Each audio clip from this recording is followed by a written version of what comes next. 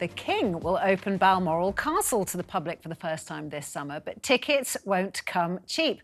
The castle in Aberdeenshire in the Scottish Highlands is widely believed to have been the late Queen's favourite residence, as it was where she spent most of her summers and where she died, of course, in 2022.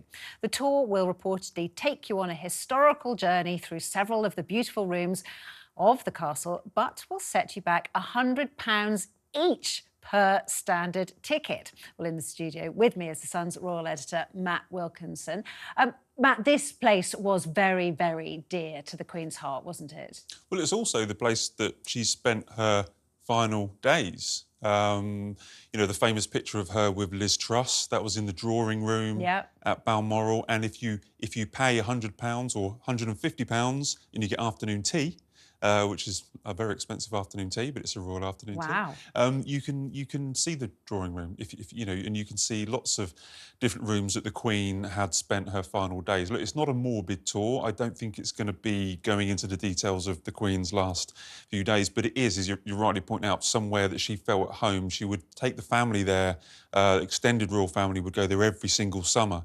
And if you remember, when Prince Philip passed away on the eve of his funeral, she actually released a photograph of her and Philip, her favourite photograph. Yes. It was her of Philip at Balmoral. It was one of her favourite places. And that was on the edge of Loch Mick, spelled Muick, but pronounced Mick, which is also, there's the name of her, you know, when she died, she had those two corgi puppies that went back to Fergie, and one of them was called Mick. And that picture was a lovely picture of Philip. Sort of, he was lying on the grass, they were having a picnic, and so that clearly was a very special place for them.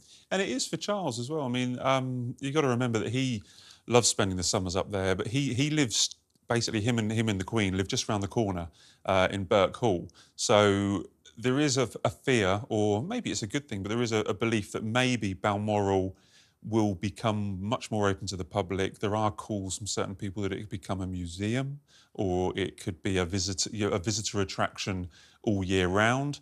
And the King is aware and he's supportive of this move. And I think Buckingham Palace or the royal courtiers, they want royal estates to be more open to the public. Buckingham Palace has extended its opening hours during the summer. They've also, I think now, they just announced today that you can visit the East Wing, the highly renovated East Wing. So that's new.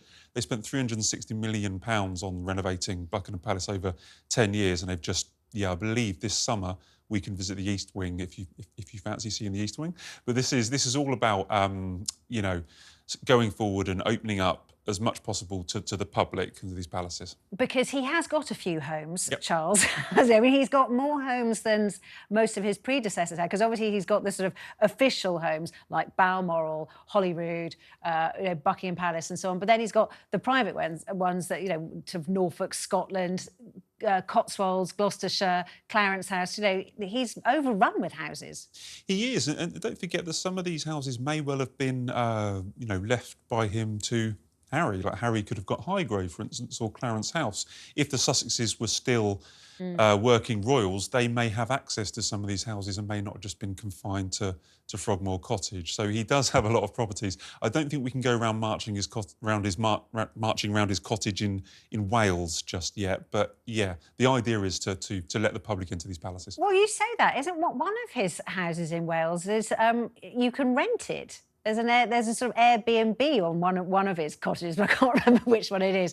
I'm afraid I'm going to bring the tone right down, because the story that's amused me the most today is we know that the film is coming out. I think it's tomorrow. Is it tomorrow or Friday? Scoop, which is the film of that infamous interview, Emily Maitlis interview with Prince Andrew. But something about Rufus Sewell's prosthetics for that film has come out in today's papers. Yeah, how low can you go indeed? So I think Rufus Sewell has been spending, I believe, 4 hours each time before he films getting ready to look like Prince Andrew.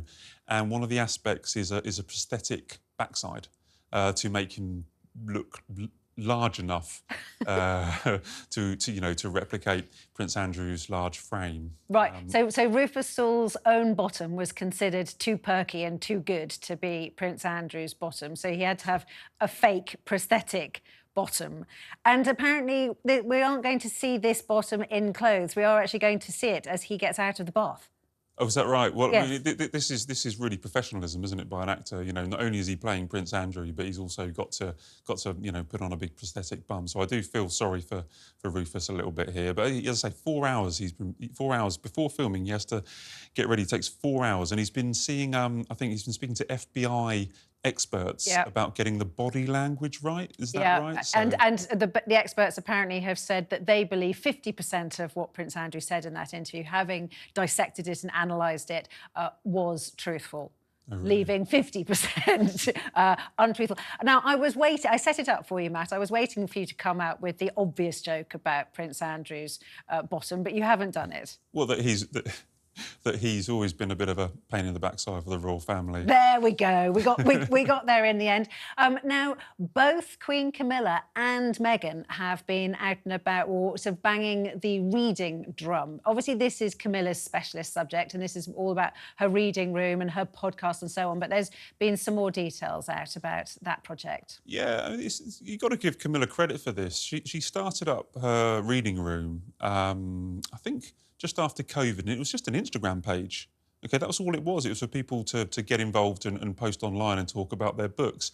Now we have regular receptions at Clarence House, and then now we're going to have I think it's the second year, we're going to have a festival at Hampton Court Palace with lots of famous authors. I think Harlan Coben, and then you've got Miriam, Margolyes. I think other actors and actresses will also be there that are... Helena Bonham Carter. Helena Bonham Carter is going to be there and stuff like that. So she's really into literature. I mean, like, she does a lot behind the scenes as well. She has been to prisons before, and she's read to inmates that have struggled with literacy. It's something that she is really, really keen on. And yeah, her Queen's Reading Room, with this festival that's coming up that they've just announced this year, it is really taking off, and all credit for her. Just literally, it was a social media startup that she did. And it's very sweet the way she talks about how passionate she is about reading and Charles is about reading. And then she's told interviewers in the past that Charles is particularly good at all the funny voices and reads to all the grandchildren and does all the Harry Potter voices and stuff. And what she has been amazing in the last few years at is humanising